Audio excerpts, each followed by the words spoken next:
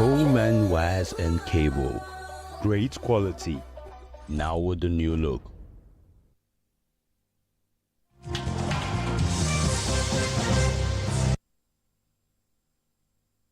All right, folks, welcome back. Let's go our next story. We are definitely living in interesting times.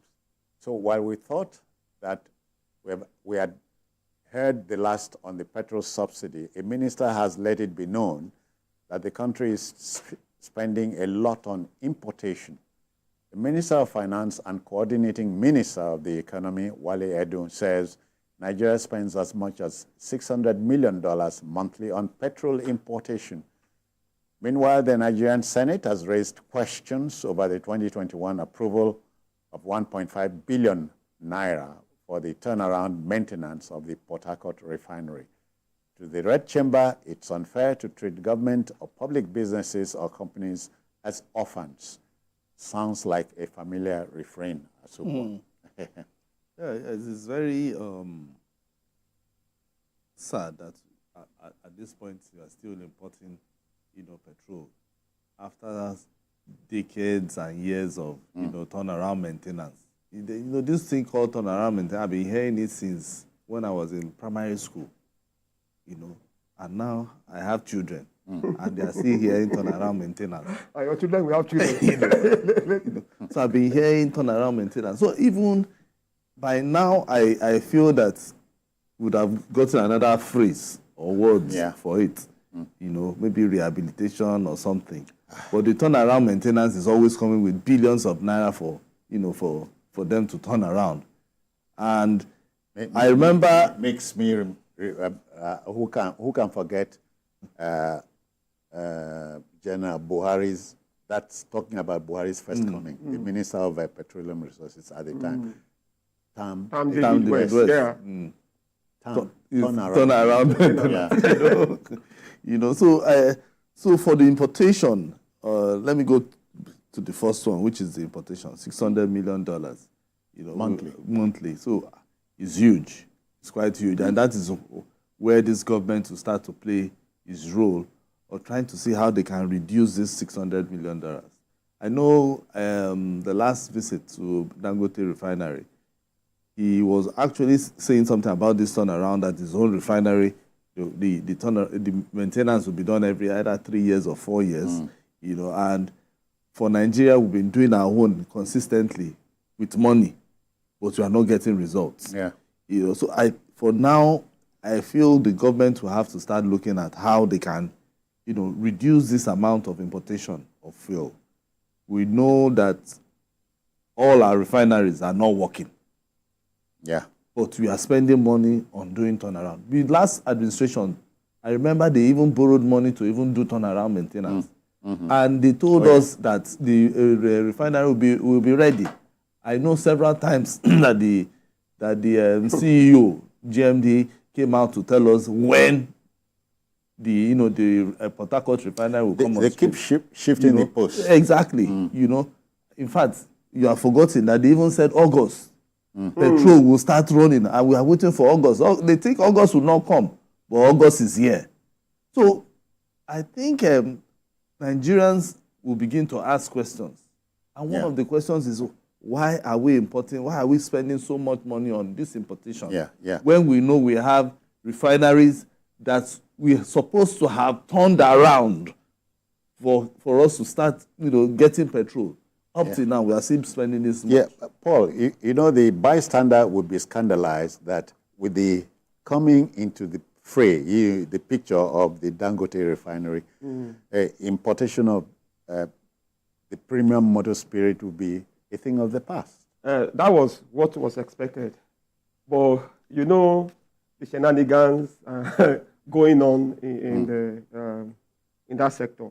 You heard about the complaint of Dangote himself, that he couldn't access crude for a very reasonable amount of money, that the IOC, National Oil Companies, were much interested. International Oil Companies, yes. I don't know. But you see, the truth of the matter is that there are people who don't want Nigeria to make progress. Oh, yeah. Now, the first thing that comes to mind... And they should be ashamed of They should be ashamed of themselves. People, I don't... See, when people behave like this, I think people who do that are very narrow-minded. Are they Nigerians? Are their children Nigerians? Do they think of their children? Do they think of other people? Why should everything be about your pecuniary benefits? And so you can make a lot of money, the rest of the country can burn. So you don't care. Okay, if the country burns, how do you want to live in the same country? So now I think, when I think about something like this proverb, this Yoruba proverb comes to my mind. Always comes to my mind. The child of a meat seller that feeds on that eats bones. Yeah. You understand? It shouldn't happen. I think that, first to start with, I think the reversal of the sale of the 4 refineries by Yaradua was a colossal mistake. It was a colossal mistake. If you remember, Obasanjo had, planned to sell. Mooted the idea. You understand? But Yaradua changed it. Now, government has not been able to do anything. Turnaround, much money had been voted into a turnaround, but the refineries could not be turned around. Okay. So there was no sincere. Look, this thing it's not rocket science. If you want to get this thing done, you can get it done. There was no sincerity in the so-called turnaround maintenance intention. There was no intention. That's what I believe. Okay. Now, if there was truly, why is it so difficult for us not to have those refineries working? Okay. So, Asukwa, the second leg of the story, the Red Chamber is stepping into the fray. Do you trust what it hopes to do? Well, I will say yes and no. Yes, because they are querying. And no, because at the end of the day, they will just throw the matter under the table, and at the end of the day, we might not even get any results. Because so far, if you look at how the National Assembly has been behaving, they've not really come out, most of their probes. You just hear reps probing, Senate probing, the so-so person querying. At the end of the day, we don't really get anything concrete. Nobody has been prosecuted for doing wrong. So when we hear things like this, like they are querying 1.5 billion, at the end of the day, we don't get the results. And so Nigerians don't even trust them to query. And it's a very big problem, because when the National Assembly begins to have trust issues, it means that even because they are representative over there, it means that then there's a big problem. So they have to begin to look at themselves. Are they serving the Nigerian people, or they are serving themselves? Because what Nigerians feel is that anytime the National Assembly says or the Senate or the reps are probing or querying or investigating anything, at the end of the day, we just, citizens, do you still remember when one professor fainted during the NDDC probe? And Asukwa, do you remember? Today, we've not heard anything about that. They said they were going to bring forensic analysis. Yeah, we have you forgotten, Dada, I hope you have not forgotten the off your mic issue. Yes, that's what I'm saying. The NDDC off your mic. You understand? So till today, we've not heard anything. The whole thing appears like you are acting from a script. Exactly. So the Senate has to come out clean in this matter. If they really want to probe this $1.5 billion that was given for them to turn around that Port Harcourt refinery, they should make sure that everybody who is involved in it, whether they dip their hand inside the cookie jar, and at the end of the day, nothing is inside the jar. Those people should face prosecution. But if they are just going to tell us, okay, they are going to query, and at the end of the day, nothing will happen, let them not even come into the news at all. Let's just know that we do not have a refinery. Nothing is there in the refinery. And then we begin to pray to God to continue to be importing. I don't know how they feel that a country as big as this is importing fuel. It's not, it doesn't make sense. All right. Paul, another word that comes to mind here is choice. These are the choices we are making. Consider this. We export a barrel of crude oil out.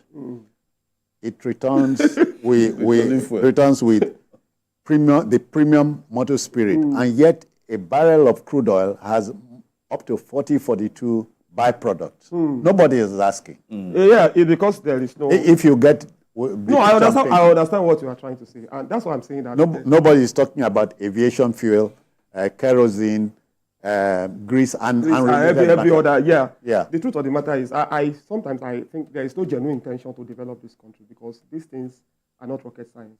Now, if you can fix the issue of refinery, the pressure on the naira. Yes. Oh, yes. Will keep a lot of dollars in. And Asuko, hear this. I was in secondary school in Ogoniland when we had been flaring gas. Yes. I'm talking about the mid-60s. We still are flaring gas.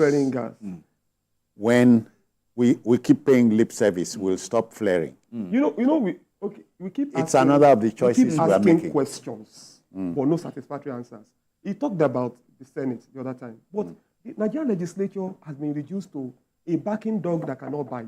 Because even sometimes when people go to to face a panel, maybe a Senate panel or House of Rep panel, you see the way some of them talk. I remember a former governor, a former minister who was called, and he was, exchanging words with one of the panel members, saying that your master, we're talking about the former president, the current president now, your master, your guy, he has never been a minister or something. You remember? I'm talking about Ngige, if you remember. And he was exchanging words with Yayi. No, with James Faleke. No, was it James? Okay, it was James Faleke. I beg your pardon. Yeah, it was James Faleke. Yeah.